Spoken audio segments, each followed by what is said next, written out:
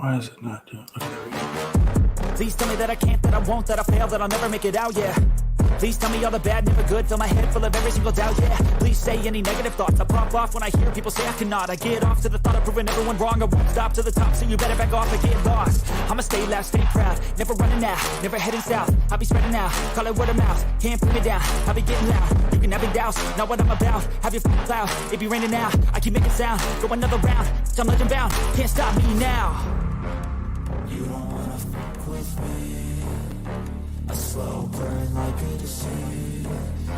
Just tell me that I can and I'll show you things that you couldn't believe. Just tell me that I can. Just tell me that I can. Just tell me that I can. Just tell me that I can.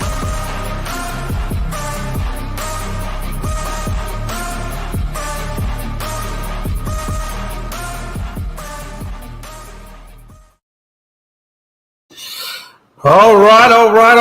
Welcome to episode number 334. I know I didn't put it on there, dadgummit, but it's in the thing.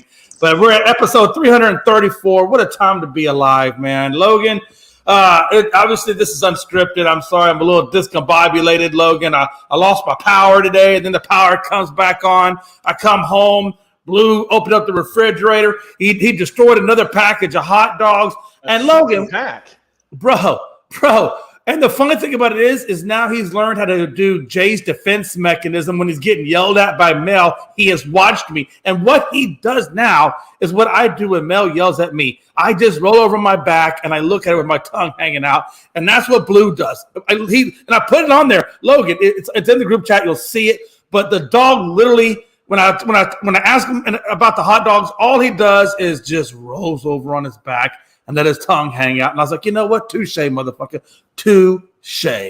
And, but yeah, you see it on there. Yeah, the dog, I don't know, man. He gets in the refrigerator. I forgot to duct tape it. I think he knew I didn't duct tape it. So he said, hey. Yeah. You know? But how you doing, man? That's enough about me. How you doing, brother? Doing good, man. Doing good today. Ready for a show. And, man, we got, like I said, we always come prepared with topics. But some days, Jay, we get more stuff that it just kind of happens the day of that we just got to throw in there for later on. And, man, that's been a lot of stuff today. Yeah, no doubt about it. And I bring it on screen so we can actually get into our program, and we will actually talk exactly what it is you're sharing with us. Let me bring this up real quick. Oh, I had it up, and there it goes. So before I get into it, though, hey, make sure you guys check us out on all of our social media. Unscripted Guys on Twitter, all one word. And then Unscripted Sports on TikTok and YouTube. And then it's Unscripted all by itself on Facebook. And don't forget to check out Gonzo's Sports Room as well as ASAP. Those are all the things that we are affiliated with. And, man, what a time to be alive. And as we get into it, we're going to talk NBA. Before we get into the playoffs, Logan, we had some breaking news that we'll talk about first. Bo Culture, the former, let me repeat that, former NBA head coach of the Milwaukee Bucks, as you know, was fired. I guess they felt like the team, should have been able to take out. I believe it was Miami, I believe, right? Yep. My brain goes left. They felt like they should have been able to take out the number 8 seed in Miami, and the fact that they didn't do that, I think they just kind of felt like Bo Culture just wasn't getting the job done anymore. Even though, despite him having the number 1 record in the league, and also, or I should say, at least the East, and also having that one NBA championship only just 2 years ago, they felt, I guess, they needed a change of direction, and Bo Culture has been let go. And Logan, what's your thoughts on that, brother? And Jay, the thing too, I saw literally like a minute before we went live is 3 of the last 4 coaches who have won an NBA title have been fired. It's now Coach Budenholzer. It was Nick Nurse in Toronto, and then Frank Vogel in Los Angeles. So they're all gone in the last 4 years now. Anthony Price brings up a point. Jay, he said the Bucks are petty. Why would they fire him? And I don't understand. I'm kind of confused by it, Jay. I don't know about you, but obviously I know the first round exit was, obviously not what they wanted to deal with, but Giannis was banged up going into that, and during the series also, which you could put on that, but I don't know. I guess they just wanted more out of this run with them. Maybe that means that this off season some of the guys are going to be moving on. I'm not sure. But I'm kind of surprised by this move. I'm not sure who's even going to attempt to try and take over this team. I mean, they're going to be getting a good squad, and obviously, finished number one in the East this year, top record and everything, and got knocked out first round. Obviously, not what you want, but I mean, you got rid of a experienced head coach, Jay, who, I mean, he's been around the league for a long time as both an assistant and then as a head coach for probably the last maybe 10 years or so with Atlanta, and then Milwaukee. Anthony Price said, "Please move on from Drew Holiday." That's what he's wanting. But I guess the front office just saw a different direction that this team is going to go, whether it's with a new head coach or if they're going to maybe take a step back or change up the game plan, change up how they play. I'm not sure, but yeah, I was kind of surprised by this move all in all. Yeah, me too. Logan, we do live in a world that is only based on what you've done for me lately. And even though, he did get them to the top of where the mountain, when it came time to, be productive in the playoffs and he just didn't produce, that really was the end for him in terms of what have you done for me lately, honestly. And I think, let me ask you this, and Frankie, the Yankee, I don't know, are you late? No, he's late show. Frankie Lake Show, because the Lakers play at 9:00. My bad. And I'm going to ask both of you guys this. Who's the next coach for the Milwaukee Bucks? Is it Nick Nurse? Ooh. I'll let Frankie get this one going here. That way he can get his first take off. Frankie Lake Show. What's up, boys? What's going on? What's up, man? Chilling like a villain. Yeah, it's really surprising what happened to Bucks head coach getting fired. It literally, I heard you guys on Facebook while I was scrolling and stuff like that. It's literally 2 years ago the man won an NBA championship, and it's just crazy that they fire him now. But like Logan said, I understand why they did it as well. You have the best record in all of basketball, and you're projected to be the champions. You guys are there. But then Giannis ends up getting hurt, and he missed a couple of games, so that led to Miami getting a good jump start on the wins column and instead of losses. And it was just too hard for the Milwaukee Bucks to fight back. And you can blame it on some injuries with Giannis, but then again, these are the Milwaukee Bucks, and they have really great pieces all around besides Giannis. So I see why they let him go, but I feel like it was just too soon. Maybe if give him one more year and you obviously you're gonna have a winning record. You did this year, you did the year before, you won a championship before that. So you'll know and you'll expect to have a winning record. But if you mess up in the playoffs again, especially become another first round exit, then that's where you let him go. But I think this is just too soon. Yeah, and Anthony Price does kick in. He says, "I don't know who said it, but Dame to the Bucks? I don't know. I haven't seen anything like that, Anthony. So I guess I'm going to leave that where it's at, and we'll see what happens." Anthony Price goes on to say, "Oh, I got beef with Frankie." I don't know what beef he's got with you, Frankie, but apparently Anthony Price has some beef with you. He's got beef with me because my Lakers lead his Warriors 1-0 right now. Hey, I wanted to let you say it. I didn't want to give that away, but okay. It's all good. It's all good. I'm not, you notice but you notice with the sound of my voice and the tone that I have, it's just like my Lakers are up 1-0 on them right now. It's not like, all hypeness and stuff, because these are the Warriors. And like I said the day before on the afternoon show, anything is possible when you're going up against these Warriors. So I'm not putting my hopes up too high, but I'm just gonna let you know that he's upset that my Lakers are up 1-0. And I'm going to put a pin in that conversation for right now, because we are literally going to be talking about the Lakers here in a little bit. So we're going to put a pause in that right quick, Anthony Price. We're going to come back to it. We're just taking a tactical pause. Logan. Yep. Next coach for Milwaukee. I think Nick Nurse would be a good one there. He's got experience. He's got players now with them. What do you think? Yeah, I think that would be a good fit. Obviously, it looks like he's going to continue to be coaching. Like I said, the Raptors just wasn't a good squad this year, all in all, and they were wanting to move on and figure something out. But I think Nick Nurse would probably be one of the top candidates out there.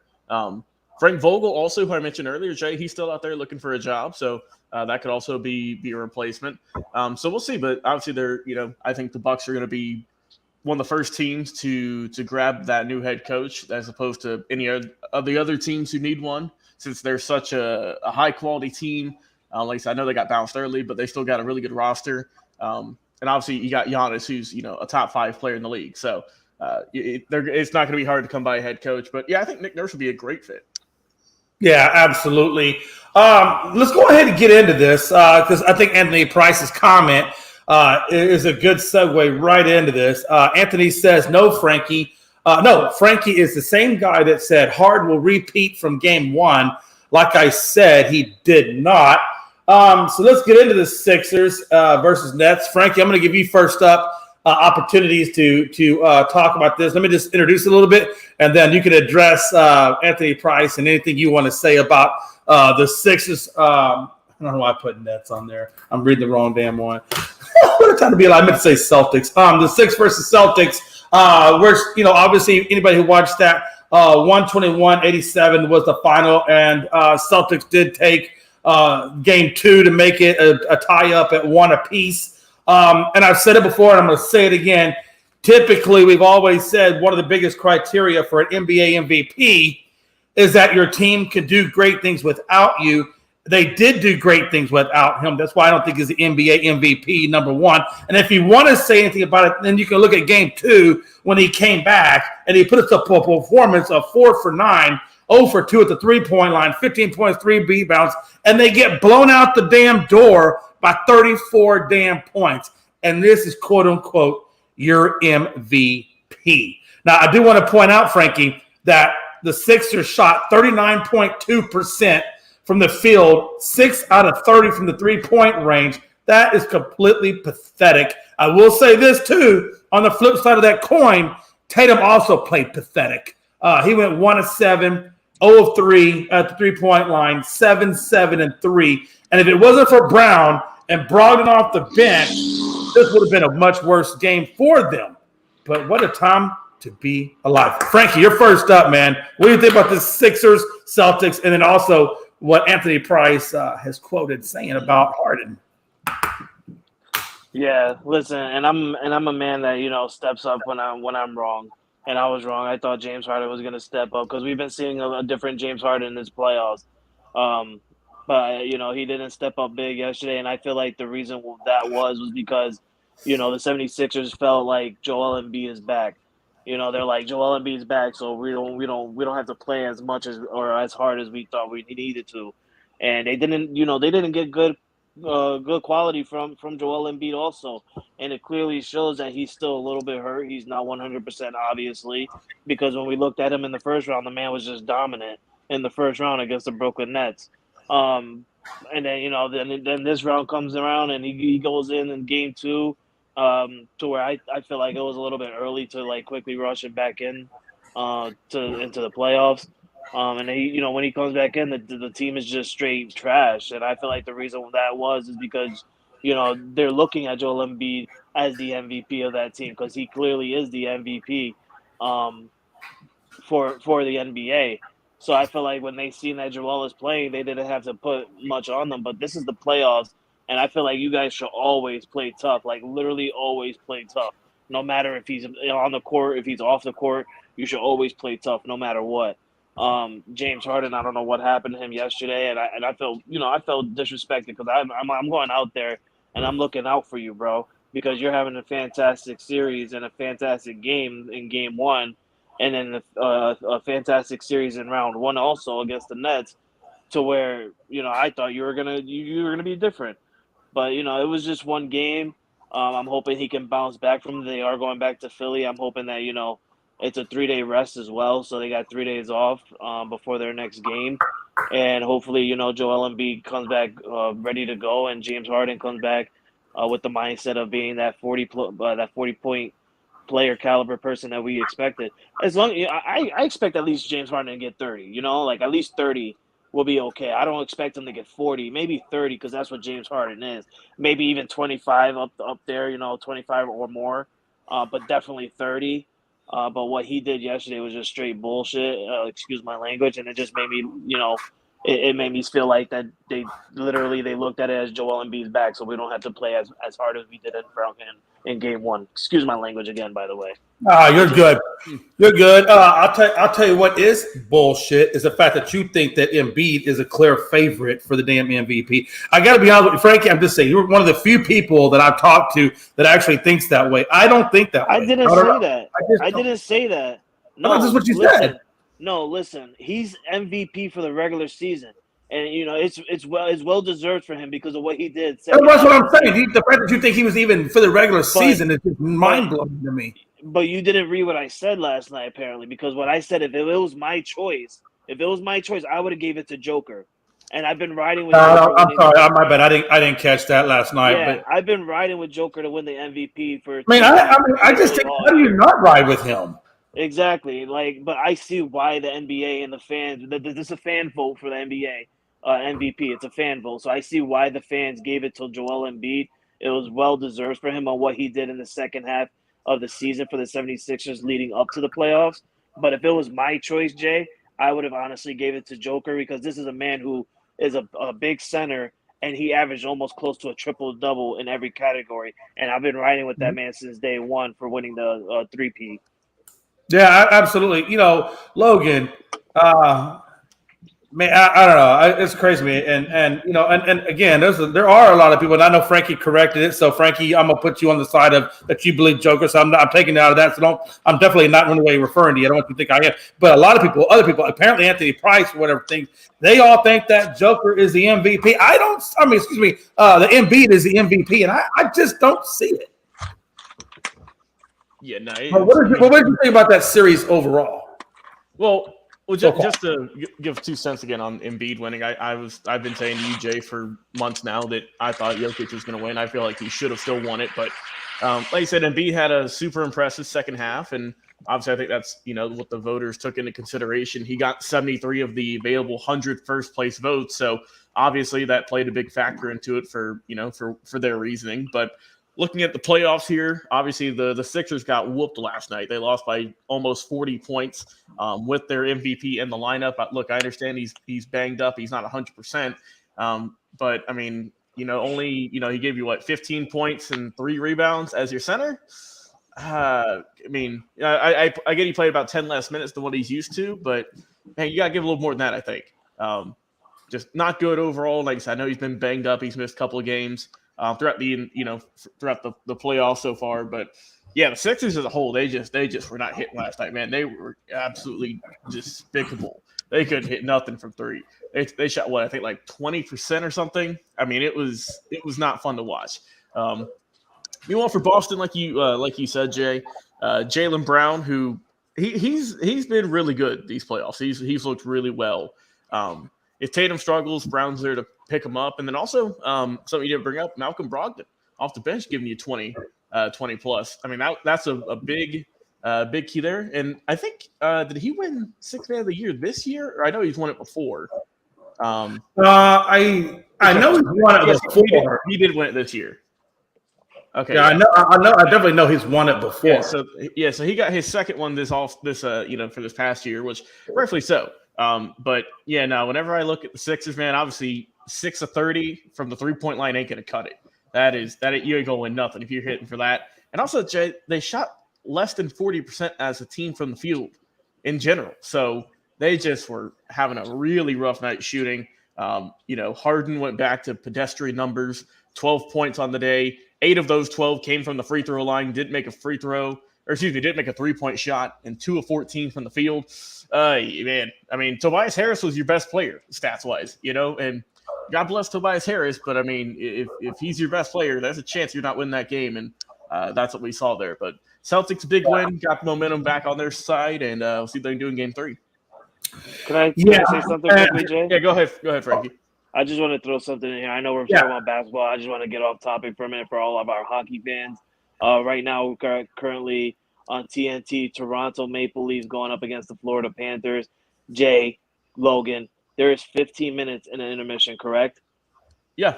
Yes. So it's the first intermission with 13:05 on the game, and Toronto is currently up 2-0 and on a power play right now. What? Yeah, Logan, they're not looking good. And Frank, I think they call them periods. The intermissions are in between the periods.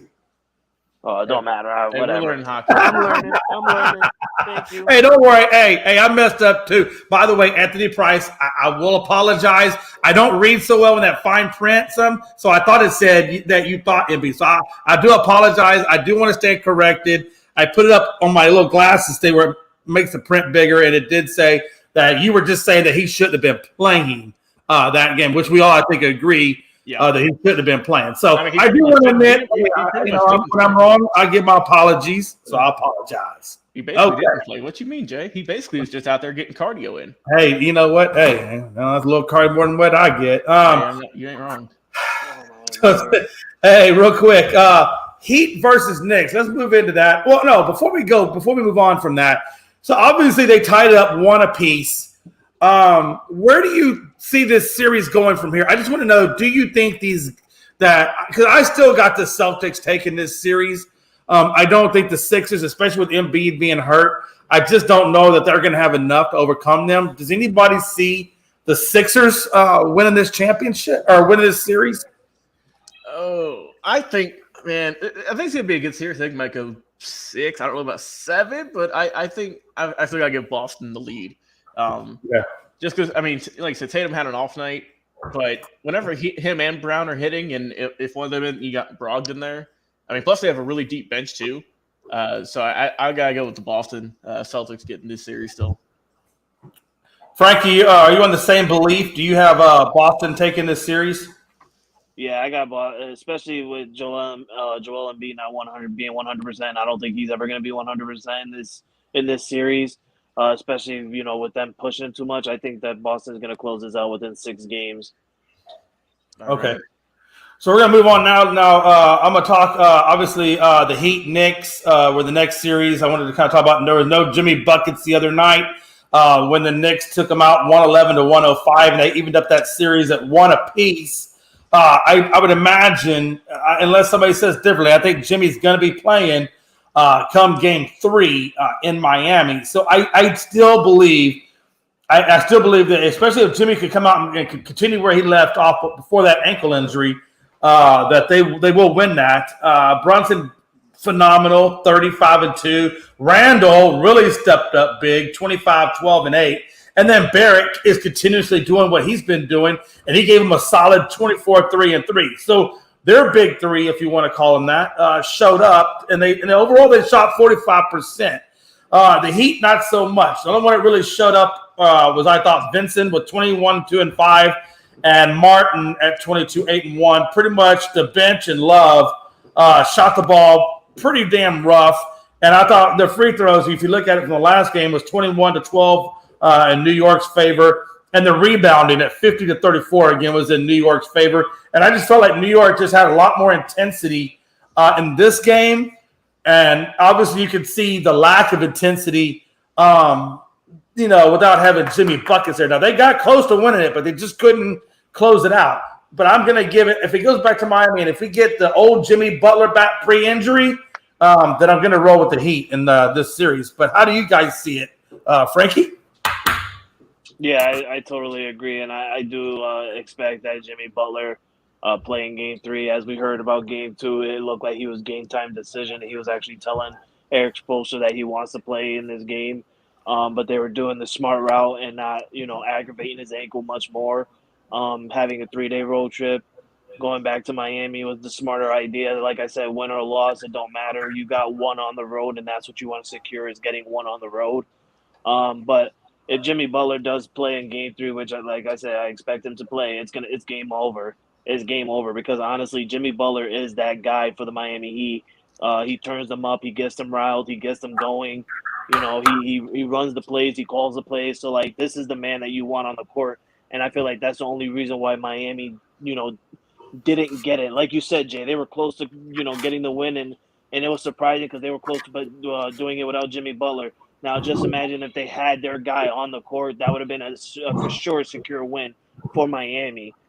So having him on the court is definitely a different maker. And I think, with him being on there in Game 3, I think Miami's going to get a win there. And I actually think they're going to win Game 3 and 4 because I told you before, there was a guy in New York, a fan, that was trash talking Jimmy Butler while he was on the court, and Jimmy Butler shaking his head, waving him by, like, making that little face like, okay, yep, all right, boy, keep talking, bye.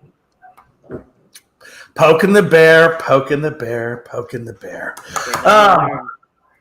They never do, man. They never do. Logan, what's up? I don't think I got you yet. What did you think about that series? Honestly, I thought the Knicks were going to win by a lot more. I feel like they should have, being that obviously Miami's top player was out. But like I said, a win's a win nonetheless. New York took care of business. Like I said, Brunson has proven that he's worth that money. And my God, Mark Cuban and Dallas Mavericks, they missed out. That is a major swing and a miss for that team. But like I said, Randall, solid game. I would say, 25 points. Didn't shoot the most efficient, a little bit under 50%. But overall, like I said, he got you double-double. And then Barrett also put up a nice stat line, 8-17 with 24. So as long as those guys can do that, New York's got a good chance. The bench can be a little iffy at times for New York. But I think that with Butler coming back Game 3, like I said, it's not official, but it looks like it's going to be more than likely. I don't know if if he might have kind of like what Giannis or what Embiid had. He might have an off day, at least for that first game back. So I'm actually going to go with New York getting Game 3, just because I'm not super sure if – obviously, I know Jimmy's a great competitor and everything. But some guys – sometimes guys go out there and they try too hard coming off that injury. You know what I mean? They try too hard. They make kind of careless mistakes, and they can maybe just, maybe overthink things, I would say. But I would go New York getting Game 3 in this series, but I think it's going to be still a close battle, a closer game with Butler because they missed his shooting, and they also missed his defense. So I think it's definitely going to be a closer game, kind of like what we saw, this past one. I think it's going to be, probably a 10-point game, if not less. I want to see more out of Josh Hart on the New York. Yeah. We see he was really good in the first round against Cleveland, and in that first game with Miami. He wasn't there. I don't know what had happened. I don't know if he's just like too tired. He took too much out of him in Cleveland. But I want to see a little bit more out of Josh Hart. If New York can get more out of Josh Hart like they did in this first series, I feel like they would have won by more higher digits on the points. But they didn't get it. Yeah, and Frankie, to go off what you're saying there real quick, just looking at the stat line, I mean, he didn't shoot the greatest. He got 14 points on 4 of 11 shooting. But I will say he did make up for it, though. He did get you 11 rebounds and 9 assists. So that, I get what you're saying. He needs to shoot the ball better, and obviously he is known as a scorer and not as much of a rebounder or a guy who passes the ball. But look, if you're having an off night, if you're not hitting bucket, if you're not getting those points, just do what he did, man. And he helped him get that win. But like I said, I do think he is capable of getting you 20 points or so. On a lot more efficient shooting as well. Yeah, I like what AP says right there. I want to make sure I read this so it's big enough. But Anthony says, am I the only one that thought Bam Adebayo was a good player? He hasn't really done nothing in the playoffs. Yeah, he got when I look at Bam, when I look at Bam, at least in these last 2 games, Bam, he's just not physical enough. He's not playing physical down low. Every time I see him down low, he's getting pushed around by a Hardy Binger or whatever that dude's name is. He's just getting pushed around like a little kid. And I think he's just not effective down low in the paint for some reason. I don't know if he just doesn't have a mean streak in him or what, but you got to have a mean streak, if you want to play the center position. You have to. I'm typing fast on my phone. It's messing me up. Not a big deal. I'm speaking fast, so my speech is obviously messing me up. Not a big deal, Anthony, because that's how I think too. Anthony, we deal with Damien, so I'm pretty sure we know what you're trying to say. Hey, listen, I'm getting good at reading stuff. But here's the deal, man. Yeah. And I want you guys to think about this. And I want to make sure I'm clear when I say this. I don't want anybody to misinterpret what I'm about to say, because I have no way of saying that Jalen Brunson is an MVP candidate. But what I would like to say is, if you notice that when we talk about what you mean to your team, right? When Jalen Brunson left Dallas, when Jalen Brunson was with Dallas, they were in the Western Conference Finals. Yeah. And then when Brunson leaves, they don't even make the play-in. Yeah. And vice versa. When he got to New York wasn't, in the playoffs. And then he gets to New York.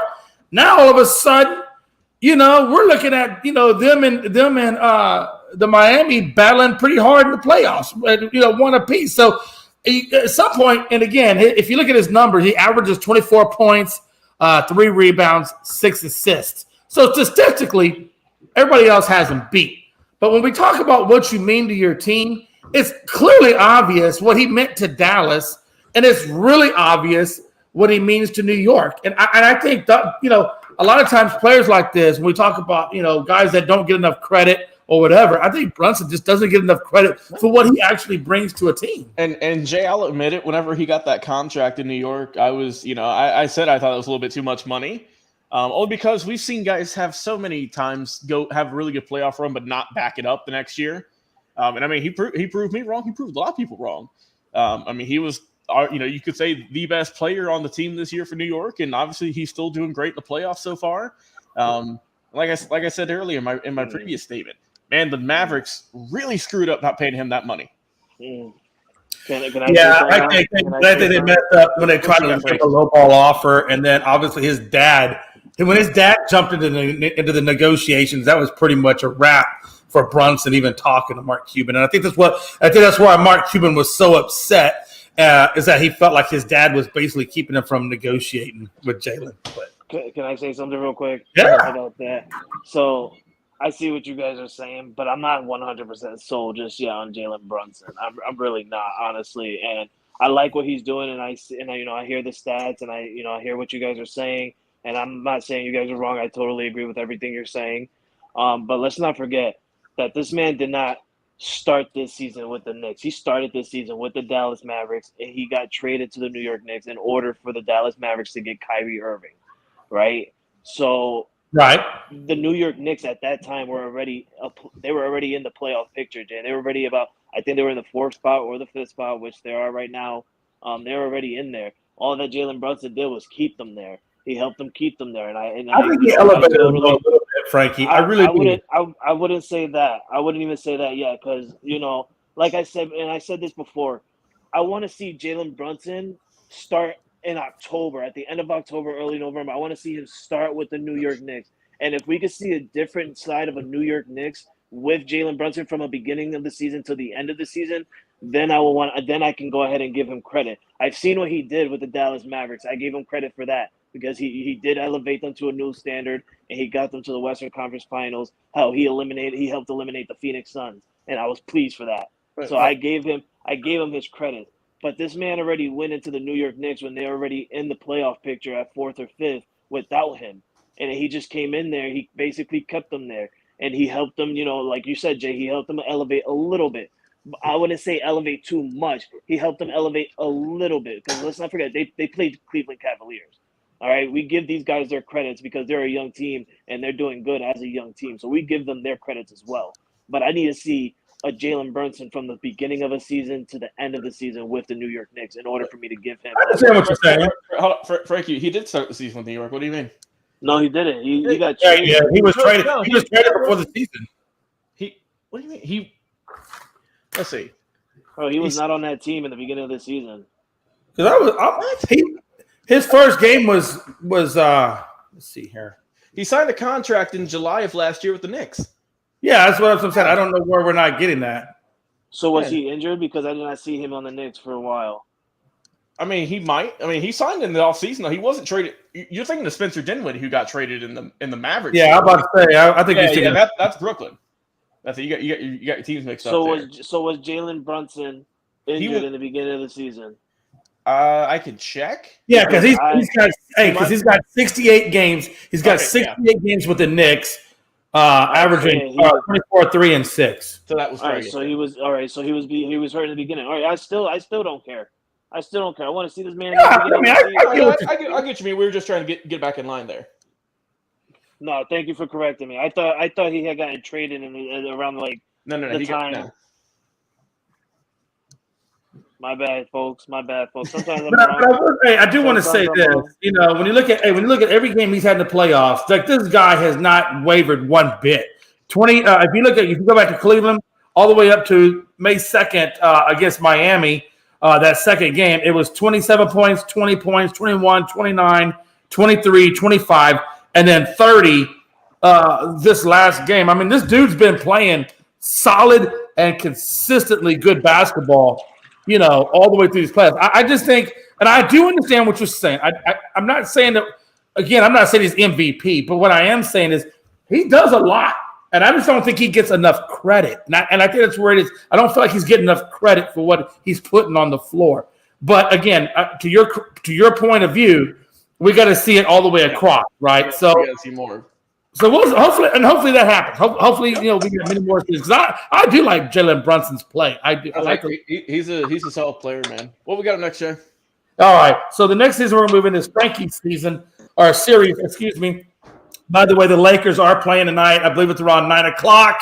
Yep. So we will get to see Game 2 in Golden State tonight. But we're going to talk about Game 1 that we just witnessed a couple of days ago with the Lakers and Warriors at 117-112. And LA took that series 1-0. And I will tell you, man, what a time to be alive. AD, Bron, finally we're seeing them play like they did in the bubble, where they're being consistent. They're not playing hurt, and they're producing. AD gave you 11 and 19 for 30, 23 and 5. I mean, just blowing the doors out. James gave you a solid 22, 11 and 4, which is why we nicknamed them 1A and 1B respectively. Russell, again, another pretty good performance at 9 of 19 for 19, 3 and 6. Schroeder gave you a good performance off the bench at 19, 2 and 3. Overall, the Lakers gave you 46.7% from the field.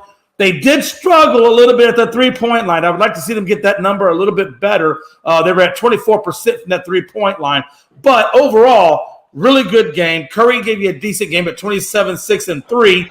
Clay, not so much. Clay looked like dog poo-poo. He went 9 of 25 for 25, 3, and 4. Poole gave you a pretty good 21 and 6 off the bench. But overall, they shot 40%. And if you look at the free throws, it was 25 made to 5 made in favor of LA. When you look at the three-point contest, it was 21 threes made for LA 21 for Golden State and 6 for Golden State. 21 for 6 for LA. Excuse me, 6 for LA. So they did get the three-point contest, even though their three-point percentage wasn't, or excuse me, the Lakers' three-point percentage wasn't all that good. Rebounds was 53-49 and LA took that. The blocks, crazy. LA put up 10 blocks, 3 to LA, and that was a big, big thing. But I think the biggest out of everything was the points in the paint. And LA crushed Golden State 54-28. And a lot of that, I'm telling you, a lot of that is because AD is now back healthy doing his thing. Bron's back doing his thing. And they are so used to playing teams with only have one big man, like it's a bonus. They're not used to that double threat. And that is really kicking the crap out of Golden State. What a time to be alive. Can they do it in Game 2? We will see. But, Frankie, this is your squad. Max time to you, man. Give me what your impression was. No, I want Logan to go first. This is my team. I deserve to go last. That's fair. Ahead, I'm going to get mad when they go last. I just want to make sure. Okay. No, it's fine. It's my team, so I would like to go last. That's fine. Logan. That's good with me, man. But my goodness, Jay, we said this whenever Davis first signed with the Lakers all those years ago that we were just kind of it's kind of been like waiting for that passing of the torch. We thought it was going to happen in the bubble. He had a great year there, obviously. But then, obviously, been kind of iffy in terms of just injuries and mostly over the last couple of years. But, man, he's really – especially this year, and Frankie, you can attest to it. Whenever he's on the court, he has been a phenomenal player. If he would have been on the court a lot more and less injured, you probably could have put him in MVP talks just with how good he's been. But, man, these playoff games, this is probably his – it's going to be hard for him to duplicate this, man. What was it, 30 points on the day, which already super impressive. 11 and 19 shooting, even better. But, Jay, I didn't hear you bring it up. 23 boards. 30 and 23? My goodness. And he shot a perfect 8 of 8 from the free throw line. So, I mean, that might be one of his best performances he's ever going to have. But I think, and then, like you said, he's been blocking dudes left and right just the entire playoffs. He had 4 this past game, and I think he had like 25 in the first series. So, I mean, he's just been unreal on both ends of the court. Braun's doing his thing. You know, he knows he does not have to go out there and score you 35 like he used to. Now that Davis is back on the court, like you mentioned, you know, the other guys, the Russells, the Schroeders, all those guys, they did their thing off the bench, and they were helping out when they needed to. Also, you know, a few other guys. But, yeah, man, Lakers look really good. Like you said, that Golden State, that's been their one weakness throughout, you know, their whole dynasty, you could say, is they kind of struggle with big guys in terms of – I mean, they're going to get out-rebounded pretty much 90% of the games they play, I feel. Right. But like you said, if they're hitting their shots, it doesn't matter. But it's nights like, you know, the other night in that game where some guys are struggling, then it becomes a factor. So the thing I'm looking for in this upcoming game here is, you know, can Golden State bounce back and have a better shooting performance? And, you know, if not, then can Los Angeles keep up the good energy they had in that previous game? Because, man, they look electric. Yeah, absolutely. Anthony Price says, "Who's making eggs or pancakes?" I have no idea. I have no idea what that means. I am. Hold on. Frank, what you making though, Frankie? That's the real question. I'm making eggs for my daughters. Perfect. How did he know that? It's not like he knows the whisking. He must have heard the whisk on the plate. Oh, that's some funny shit. That's Anthony Price. That's some funny shit. That is some funny ass shit. Frank, before you go, hold on. Before you go, real quick, I just want to give a quick score update. 2-1. Toronto over Florida. So Florida is making a comeback in that first. But Frankie, man, wow. Holy cow. Lakers. How about them Lakers? Hold on though, because I gotta spark this Warrior blunt. Hold up. Oh no, he's already smoking the Warrior pack after the game. Oh, by the way, Frankie, I did have one correction to a stat that I did want to put out there.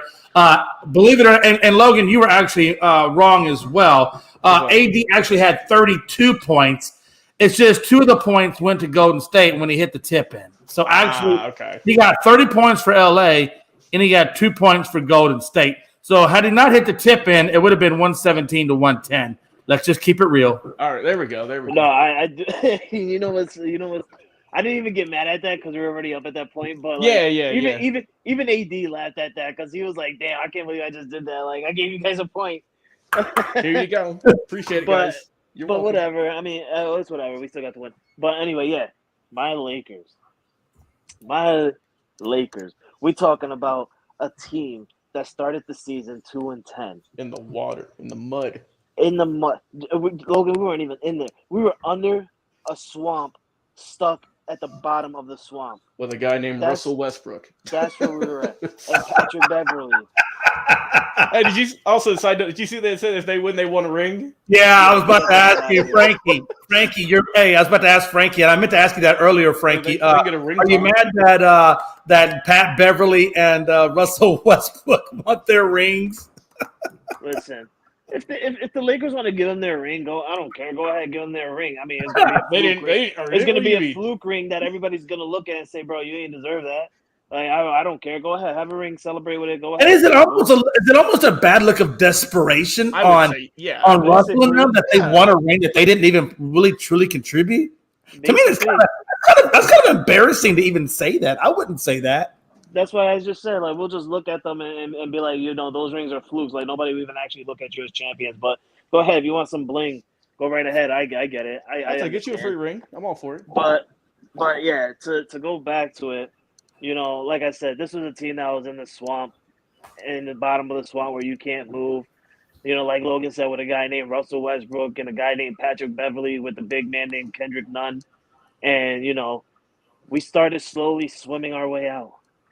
We get our leg free, Jay. We get our leg free, and we start swimming. And then there's something that came up that called the trade deadline. Mm-hmm. That right there, the trade deadline, was like Christmas to me. Was better than Christmas to me. My birthday. Better than your wedding day. No, what's better than hell no, the hell with that. What's better than my birthday? What's better than my birthday, huh? Let me think. Halloween. The birth of your children. Halloween. Yeah, you know what? Yeah, you're right, Logan. You know what? You're right. The birth of my children. I just think it's sad that Logan had to remind you of that. That crushes my I was heart. getting there. I was getting there, but he Yeah. beat me to it. I was going down a list, but Okay, he beat me to it.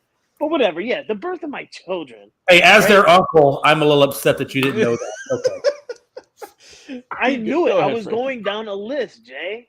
Go ahead, But Frankie. but listen, we trade away Russell Westbrook. We trade away Patrick Beverly. We trade away Kendrick Nunn. Hell, we started trading away second round draft picks to get D'Angelo Russell, to get Malik Beasley. Beasley, Yeah. Jared Vanderbilt, like all these Mo Bamba.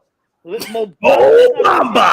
Let's not forget. Yeah, he ain't even playing real. He's even still playing. And the biggest name I gotta give a shout out to that was amazing pick, and I knew it was amazing. Rui Hachimura. Rui, just say it with me. It's just so Rui. beautiful. Rui Hachimura. Hachimura. Boy, It's the just Wizards screwed up beautiful. on that one.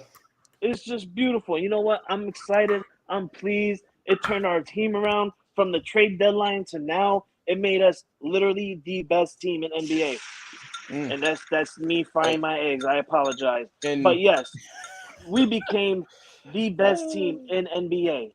You can look it up. No? Defensively, offensively, like we are the best team in NBA. And the Lakers are known for going to the free throw. They are known for getting the charges on them because they know what they're doing. And I am so proud at what they are doing. Healthy KD showed you guys in 2020 what he can do.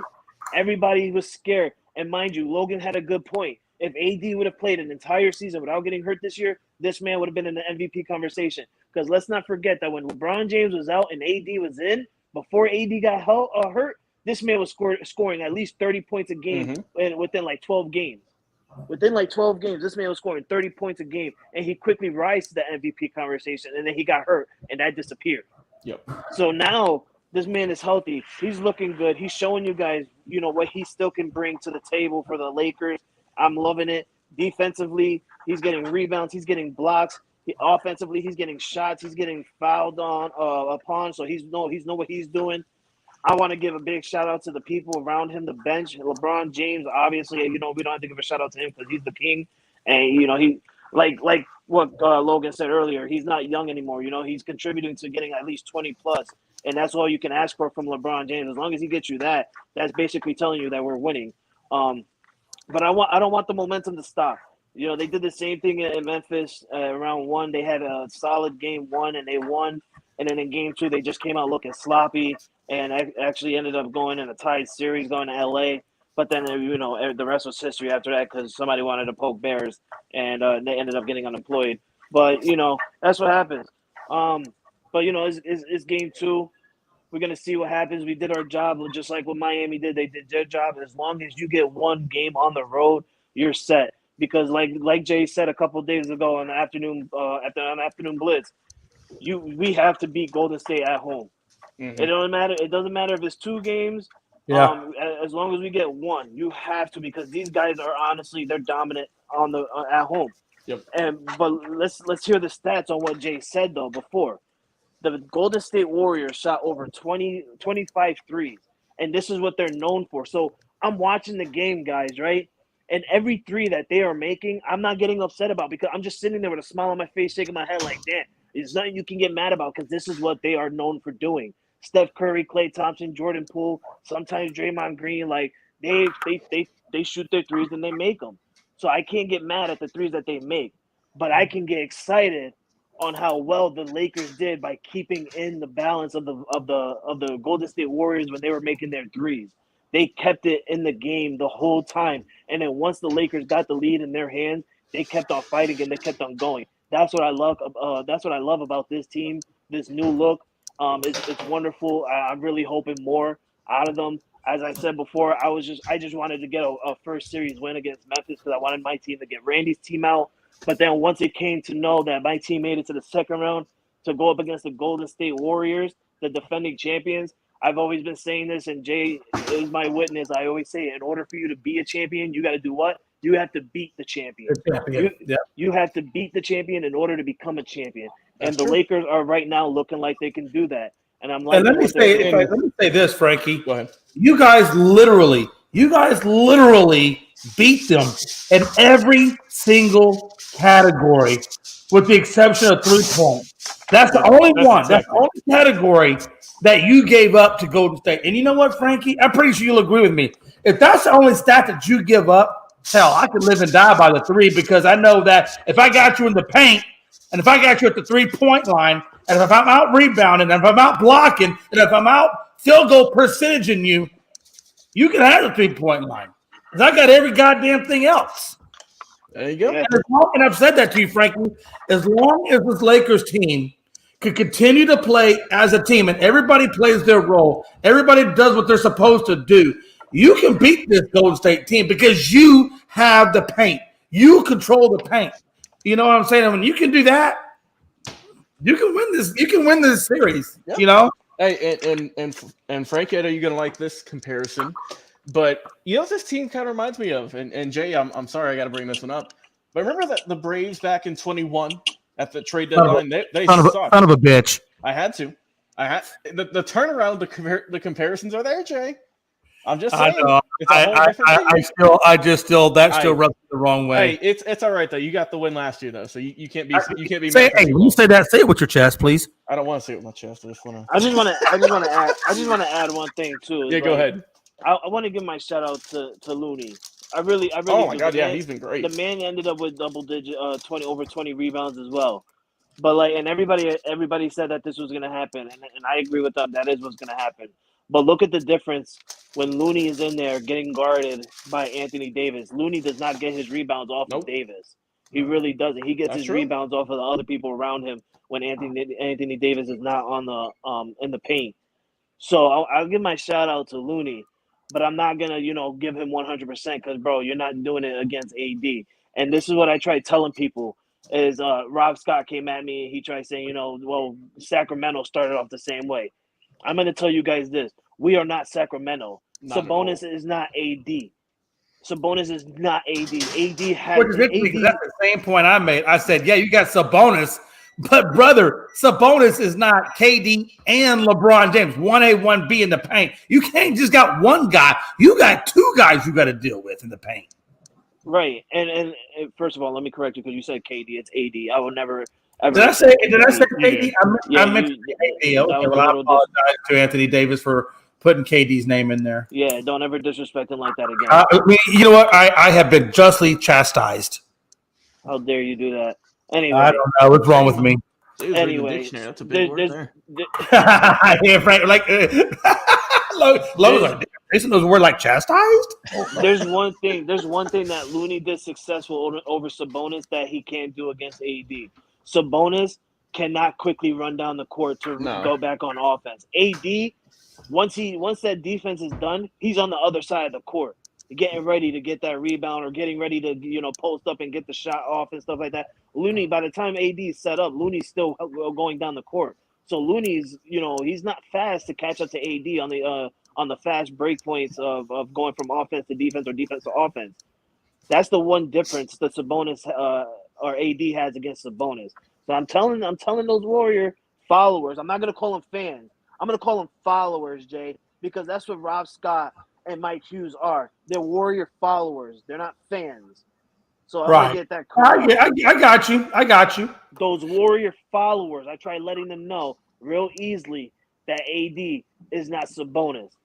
But they want to go ahead and do what they want to do. So you know what? At the end of it, when the results are done, I'm going to be the victor because I'm going to have a playoff series win against Randy, and then I'm going to have a playoff win against Mike and Rob. And then it's going to be all hell broken loose for me on that one. I'm telling you right now, I'm going to come to them, and I'm going to do the Jay McLovin on me from last year's baseball season. I'm going to look at them in the eyes, and I'm going to say, who's your daddy? Who's your daddy? That's how you real did quick. it. Hey, so we got to get into some NHL rules super quick. But I just want to say, though, I know you're making them eggs to them girls. My hope is that you'll be making it Texas style. We throw a little jalapeno and a little Texas Pete in with our eggs. I don't know if y'all do that there, but I hope you do because we need those girls brought up the right way. Okay. I always got to throw some Texas Pete on mine, man. That thing is so good. Man, Texas Pete is a beautiful condiment, number one. But if you don't put some jalapenos in with your eggs, I don't know what you're doing. I do for omelets, but just if I'm just making some. Oh no, you can throw jalapenos in anything. No, you can't. No, I'm with you. It's a very universal thing, right? It is. You got your point. Real quick, Friday, we're going to see the Celtics Sixers in Philly. That starts at 7:30, and then we also see. Hey, Blue is excited about that one. And he is. He's excited because Mom came home and she knows he's got food. The next game, so we got Celtics Sixers 7:30 in Philly, and then we got the Nuggets and Suns in Phoenix at 10, and the Celtics 76ers is 1-1. Nuggets obviously are 2-0. We'll see if the Nuggets can continue that sweep and make it 3-0. That is really the series that I am mostly intrigued by, to be honest with you. Secondly, and by the way, that Nuggets series is obviously no Chris Paul, so keep that in mind. Yeah. But let's get into some NHL real quick, and then we'll get the hell out of here. Panthers and Maple Leafs series at 4-2. Florida leads at 1-0. They do play tonight. I believe they play after your game, Logan.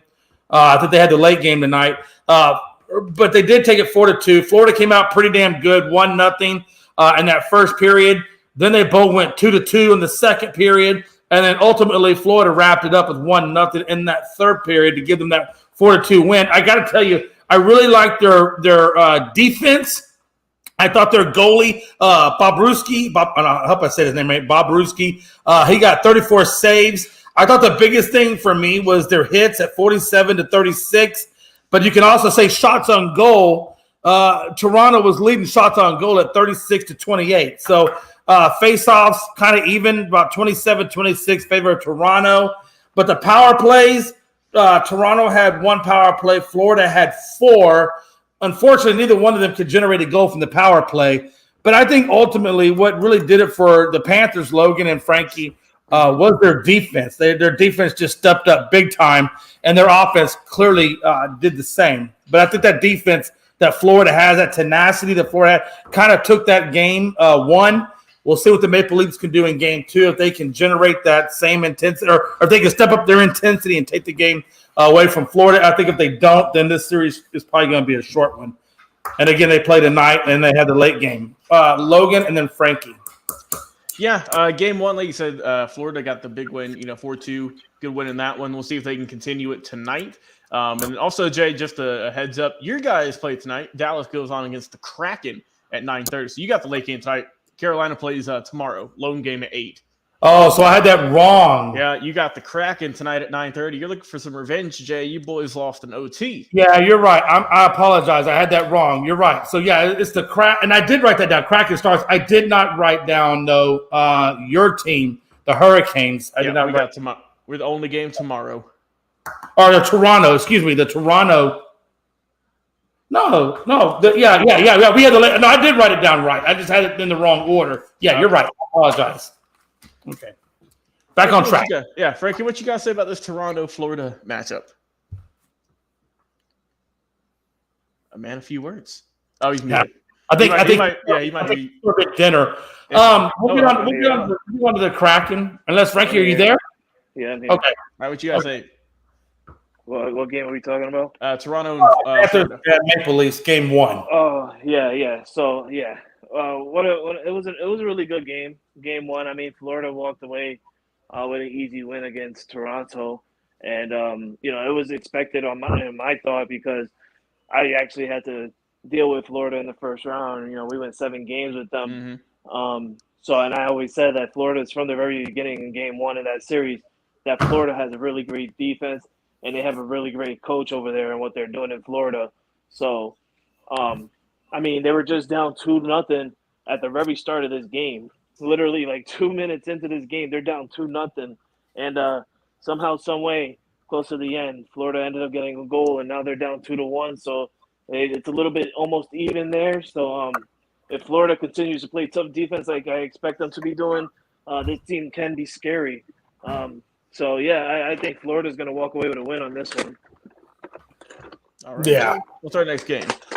So the next game is Kraken, and I agree with you. I do think Florida ultimately will win that series. I really do, especially with the way they play defense. The next series is Kraken versus the Stars. Obviously, that's the late game tonight. I apologize, but the last game, obviously, the Kraken did take game one 5-4 in overtime.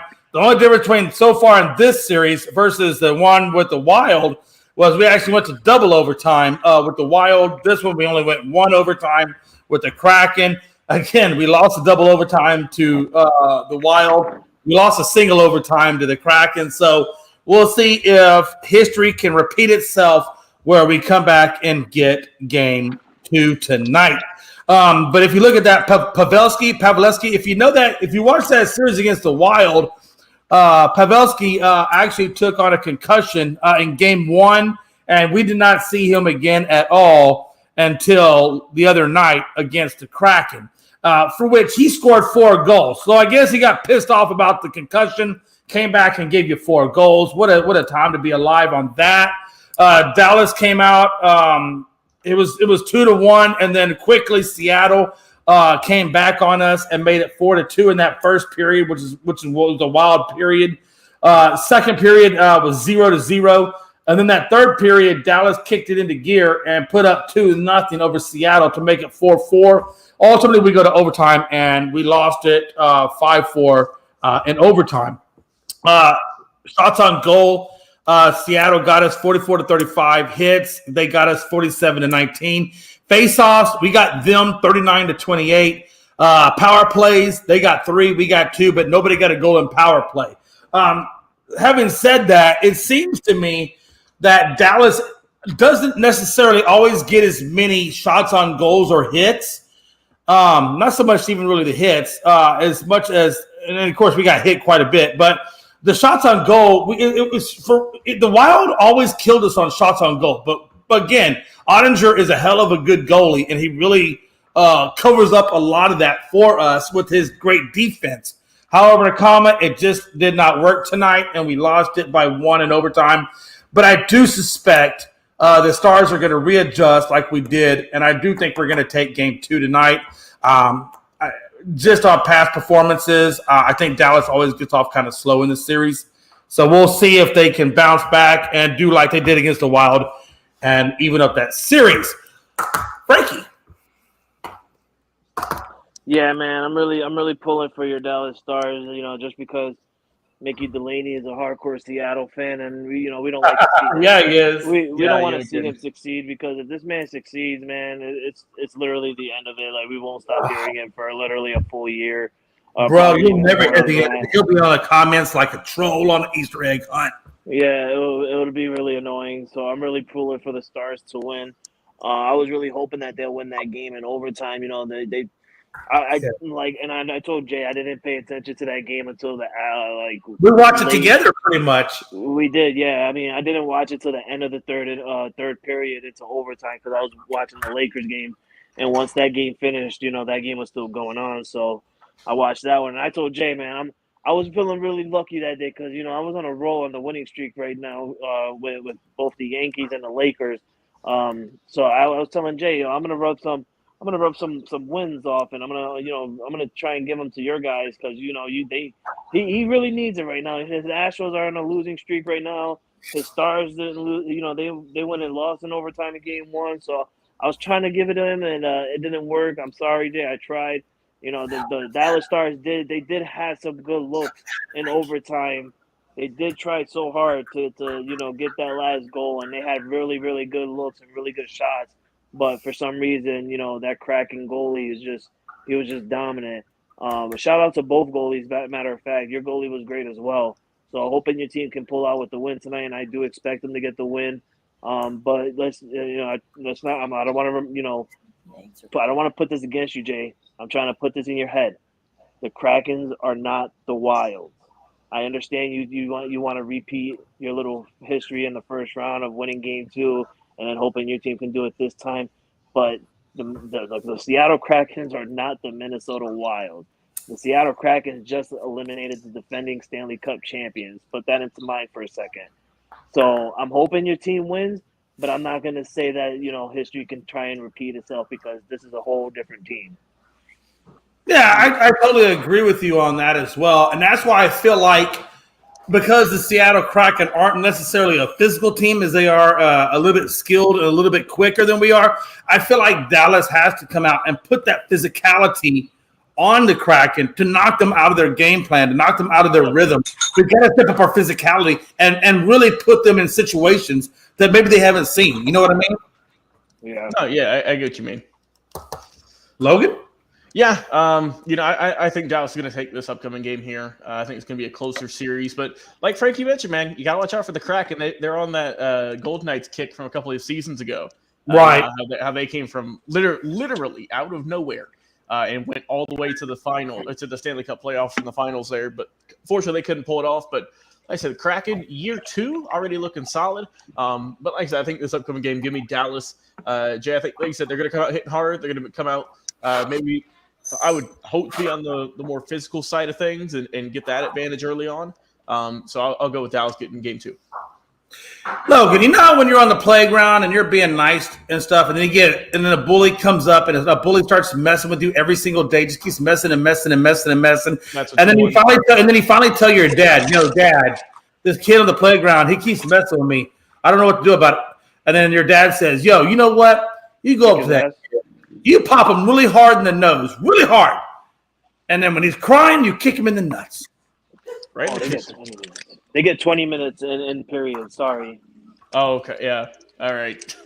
I'm just saying, a lot of times, especially against a team like the Kraken, I'm using that analogy because I feel like if you come out there and you crack them in the nose and they're not ready for that and you stun them, that's when you can really take a team out of their game plan. But we'll see what they can do from there. I'm going to move on real quick to the next series, the Devils and the Hurricanes.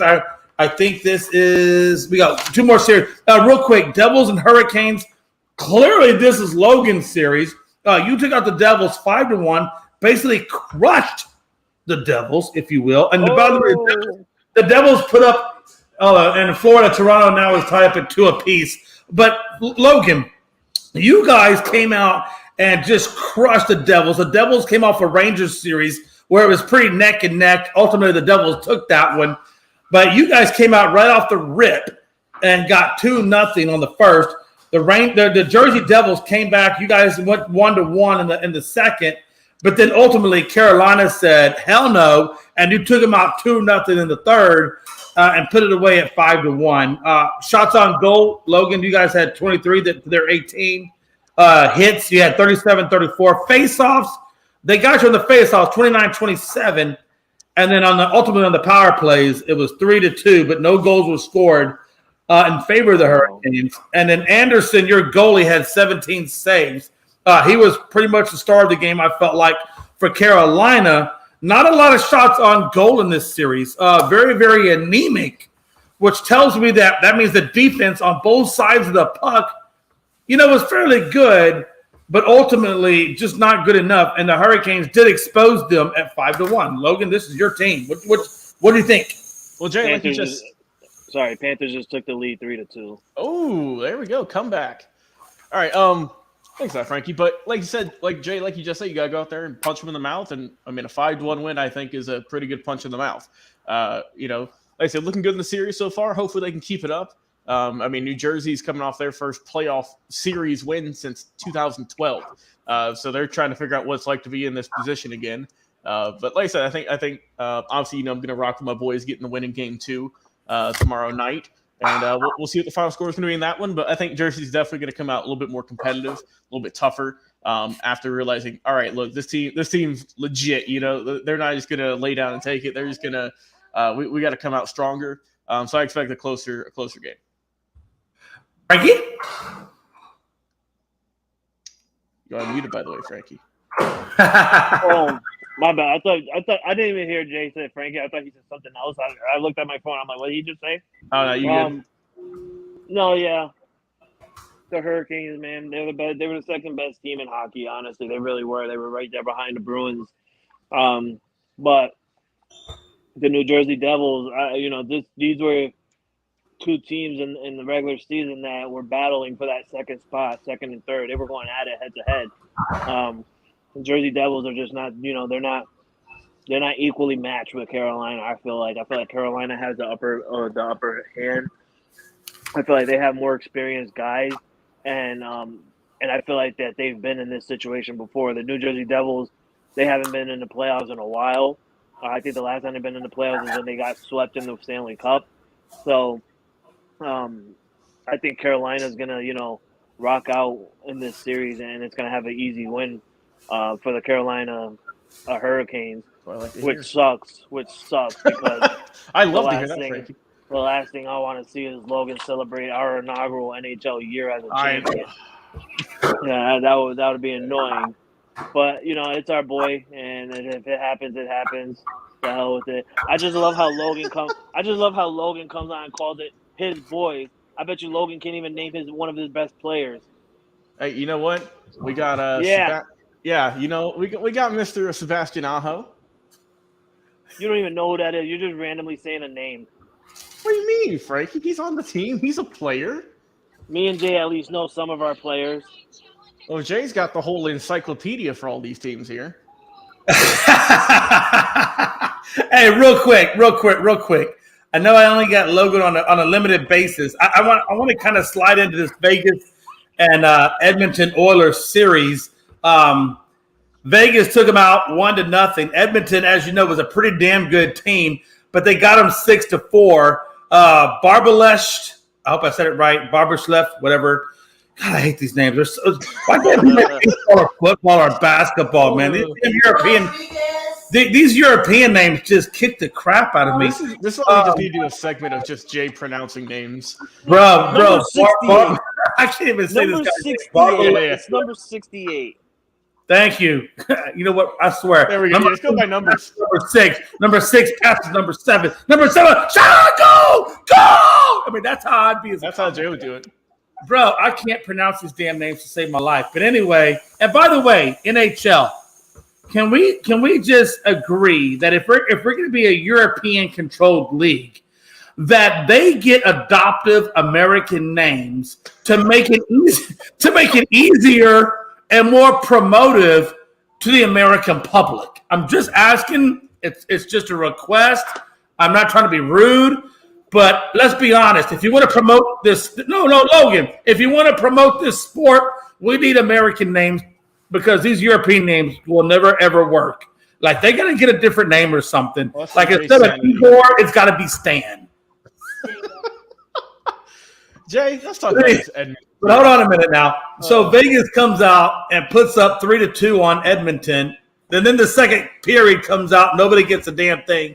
And then what's interesting to me is the third period repeats the first period at 3-2, ultimately give them 6-4.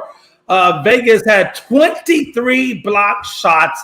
Edmonton had 10 block shots, and that kind of gives you an idea of why it was 6-4. Vegas had 34-27 shots on goal. The hits, that's where Edmonton had control at 46-27.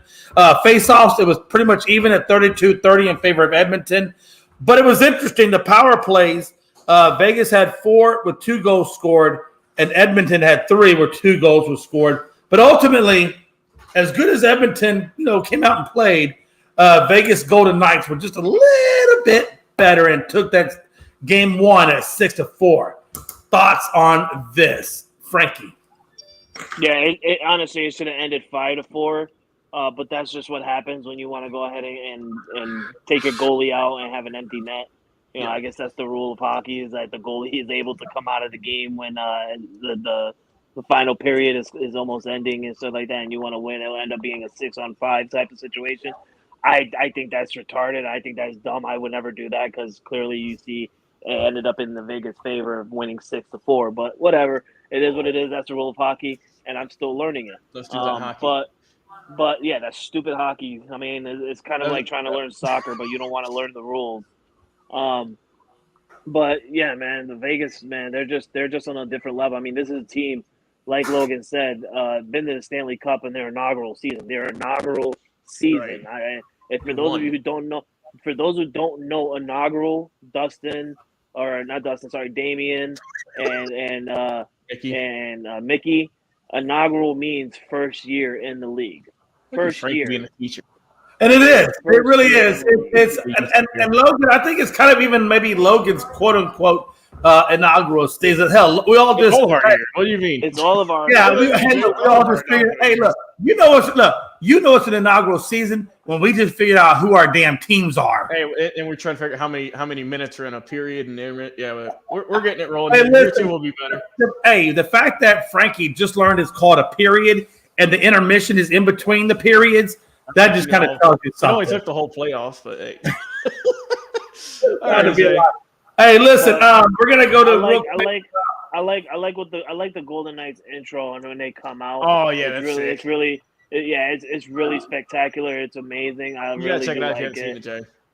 It's really real awesome. quick, I'm going to give you guys a couple, just only two. We're only going to do two. We're going to make it extremely quick, and then we're going to get out of here. But there's two things that happen in the world of sports. I'm going to give you two stories.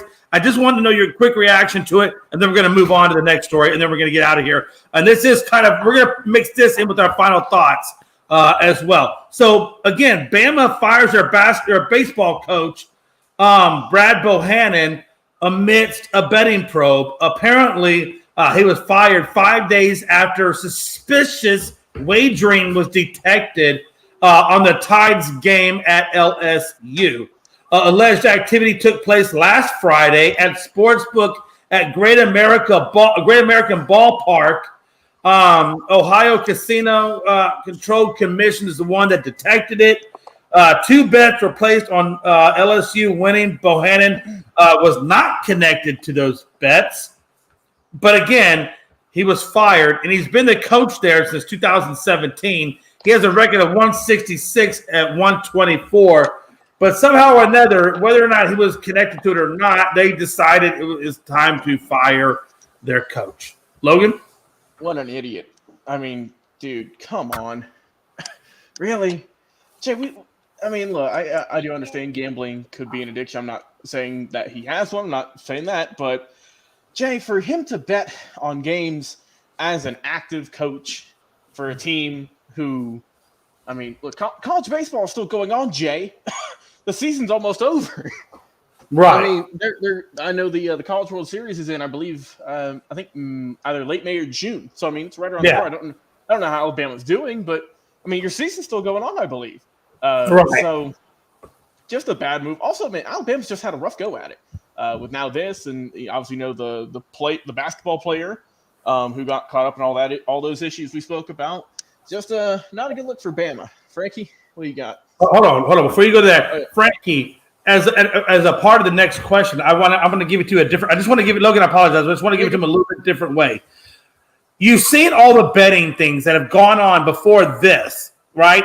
You saw what Calvin Ridley went through. You see what Detroit's going through. Now you see what Brad Bohannon is going through. At what point, whether you're a coach or a player, college or professional, at what point do they learn that betting is just a stupid thing to do in your profession? I don't think they're ever going to learn, to be honest with you. I feel like, they can bet. They can bet. It's just the way they're betting and where they're betting. You understand? Like those guys in like the Detroit Lions, they were able to bet, but it was where they betted at is why they got in trouble. This guy, he's betting, but I don't know if it's like illegal on what type of bet he did or where he did it. But I don't think that they're ever going to learn, to be honest with you. I feel like, this has been going on for a really long time, and everybody sees that this guy is getting suspended for betting, this guy's getting, fired for betting, and this guy's doing that. And then it comes down 4 years later that this dude is now getting fired for betting. It's like nobody's ever going to learn. So if it's going to continue happening, they might as well, change the rules or something, because they're never going to stop. It's really. Oh, I agree. I definitely agree with that. And I feel like it goes to show that these guys, they're not betting to make more money. No, they're just typical gamblers. Like they gamble all the time, for the thrill of it, and they can't stop. So once you make that money, you want to obviously get more money. Well, how else you could do it? By betting. And once you get that one taste of it and you get that win, you're gonna keep going and then keep going and keep going.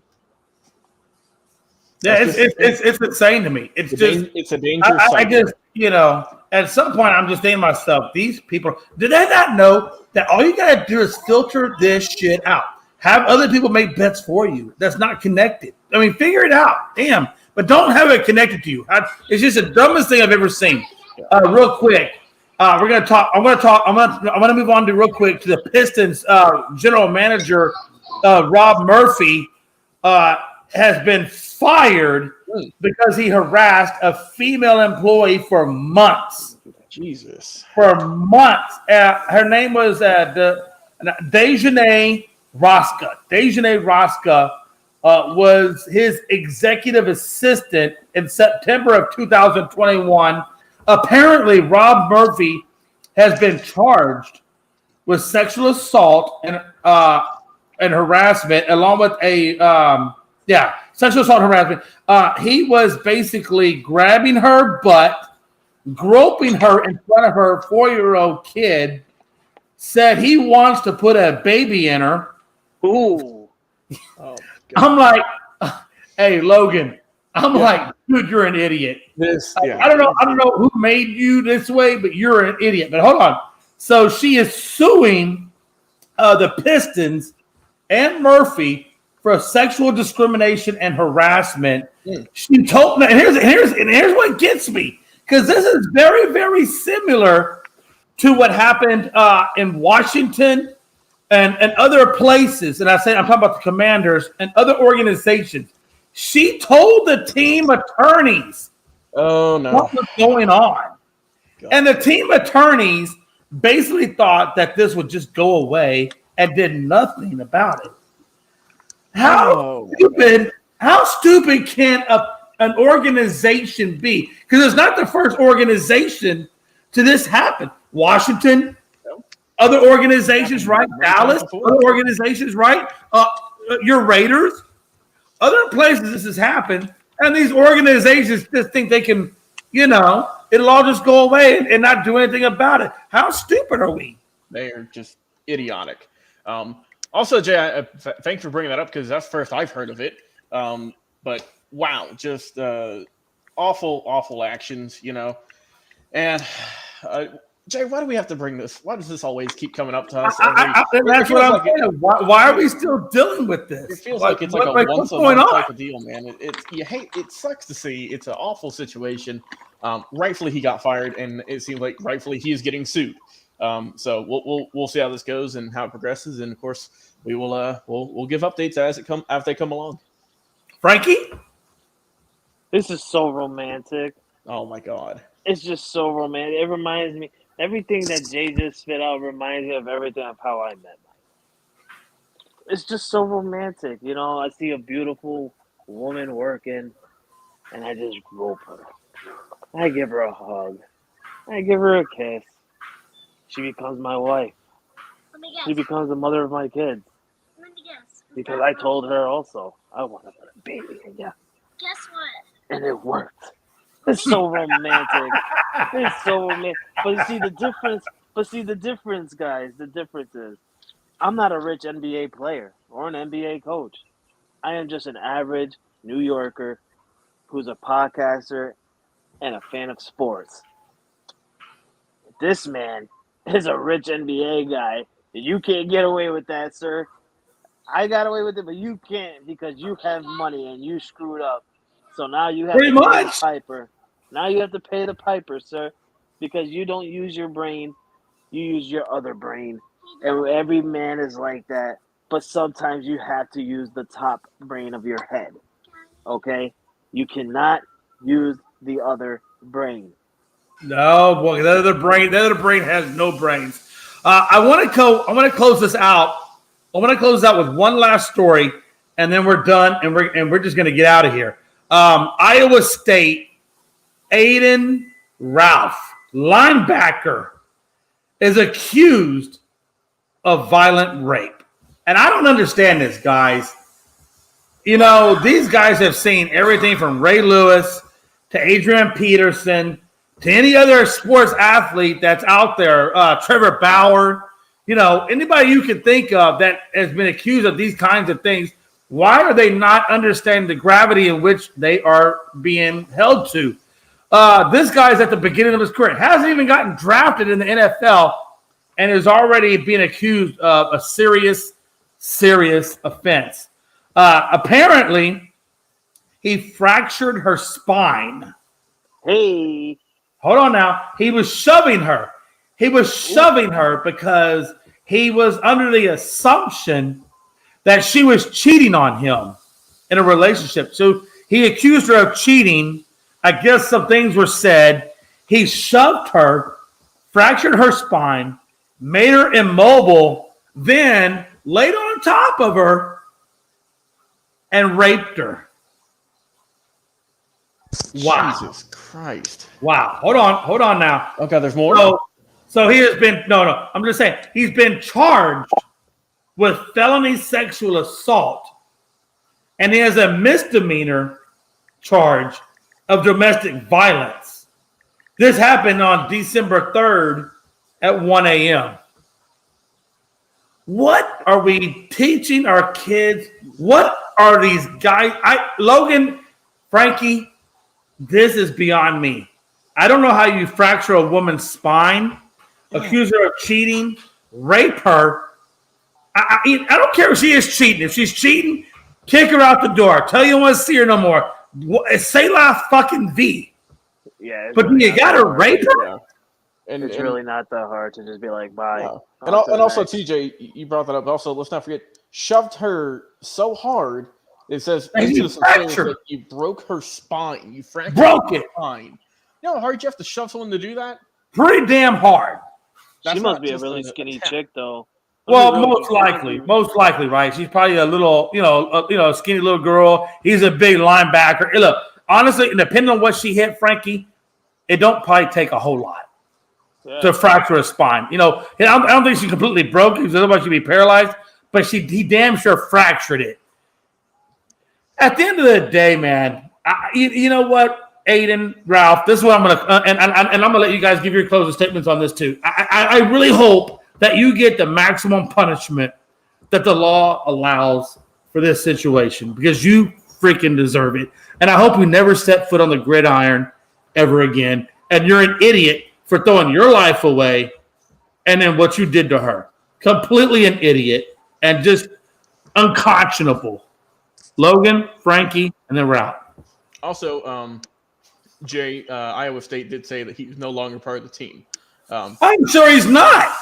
Yeah, I just wanted to throw that out. No. I appreciate that. No, I'm glad you said that. I didn't see that, but I'm glad you said that. But hell, how could you be a part of the team, right? At that point. Yeah, and unfortunately for him, he's going to go down the road like we've seen a lot of players make. They got potential. They do something stupid off the field. And now, they're in all these things they've worked for through high school to get that scholarship to go on, play Division I football nonetheless at a solid program. I mean, now he's just going to be doing legal battles for who knows how long. And, it's just it's hard to see all that, Jay, read all that and see all what happened. And, like I said, we'll obviously see what happens, how it progresses.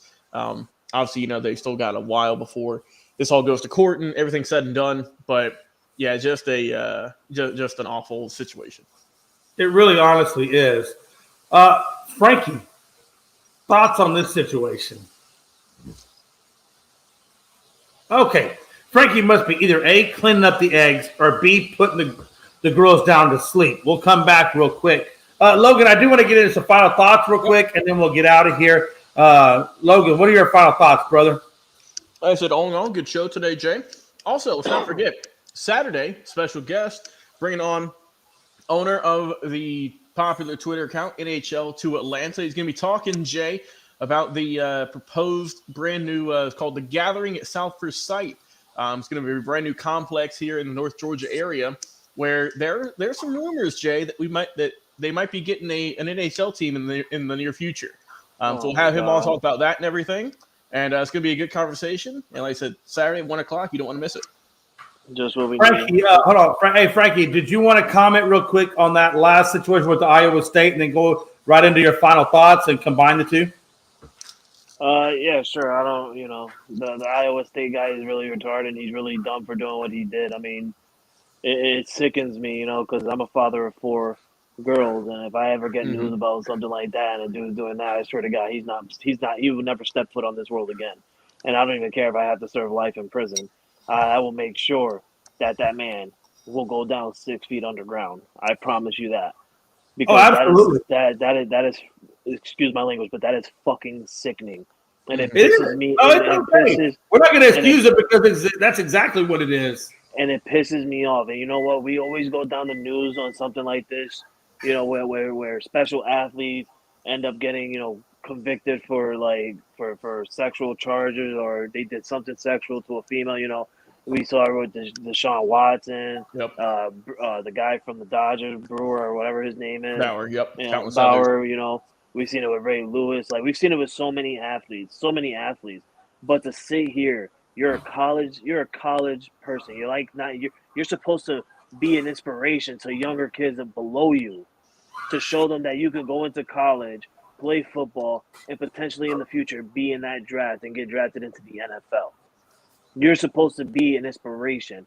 And for you to be in college and break a woman's back or even fracture her back because she cheated on you and you got pissed off, so what you do is you hurt her back to where she's on the ground and she can't move, literally basically feeling like she broke her back so she can't move. She feels like she's paralyzed. And then you go on top of her and you rape her. That is fucking sickening. And I really I agree with Jay. I hope you get the hardest punishment possible, because when you go and you do some sickening shit like that, you deserve to go down, sir. You deserve to go down. And I'm not saying go down by the law. You're goddamn lucky that father of the daughter does not come and put you 6 feet underground, because if it was me, you would be 6 feet underground. Yeah, I truly respect that, because honestly, if I was a father to that girl, I would absolutely feel the same way. I mean, who wouldn't? That's a natural human emotion. As a father for anybody, who wouldn't feel that way? That's just naturally a human thing. And apparently, this Aiden is nowhere near being a human being. He's a monster. Let's be honest, he's a monster. But okay, we're gonna get out of here. Again, like Logan said, tune in Saturday at 1 p.m. Eastern. We're gonna have is it Chris Watson? What was his name? Do you remember what his name was? Give me 1 second, Jay. I think it was Chris. I know his last name was. I believe it was Watson. He's a fan, a super fan that I believe has a sports page as well. I'm gonna get pulled up here. I don't want to get it wrong. Hold on. I heard he was a Bruins fan. Rick Colston. Yeah, I heard. Thank you, Rick Colston. Okay, so Saturday, 1 p.m. Eastern, Rick Colston will be on the show, and we're going to talk about the possibility of Georgia getting an NHL team. We know the Atlanta Thrashers left not long ago, so they lost the NHL team. Say their name again. What was their name, Jay? What was their Atlanta name? Thrashers. Oh, I thought you said Atlanta Trashers. I was going to say, no wonder they left. They called themselves the Atlanta Trashers. No, I clearly said Atlanta Thrashers. But I can see how you might hear it as Trashers. In any event, that team has left. We will see if Georgia does, in fact, based on this interview, we'll see how serious they are about actually getting an NHL team back here. I believe if they do, Logan, I believe it's going to be out there in the Alpharetta area of Atlanta. I think is where they're talking about putting that team if they get them here. So we will see what comes from that. We'll talk about them in depth on the NHL, amongst other things, Saturday at 1 p.m. Again, I want to thank everybody for hanging out with us. Anthony Price, man, much love. Thank you for hanging out with us. And just a last quick update. Florida is up 3-2 over Toronto with 5:01 left to go in the second period. Also 30 minutes and countdown for Lake Show to get up and be ready, baby. There we go. 30 minutes and counting, y'all. Hey, so again, man, watch that Lakers game. Again, it's half hour from now. It's going to be intense. You got to imagine 1-0 We'll see if the Lakers can repeat and take a 2-0 lead back to LA, where we already know that where we clearly know that Golden State has a hard time on the road. So we'll see if they can do some more damage in LA. But until next time, it's your boys here at Unscripted between Babyface Logan and Late Show Frankie. Y'all be good. We outie.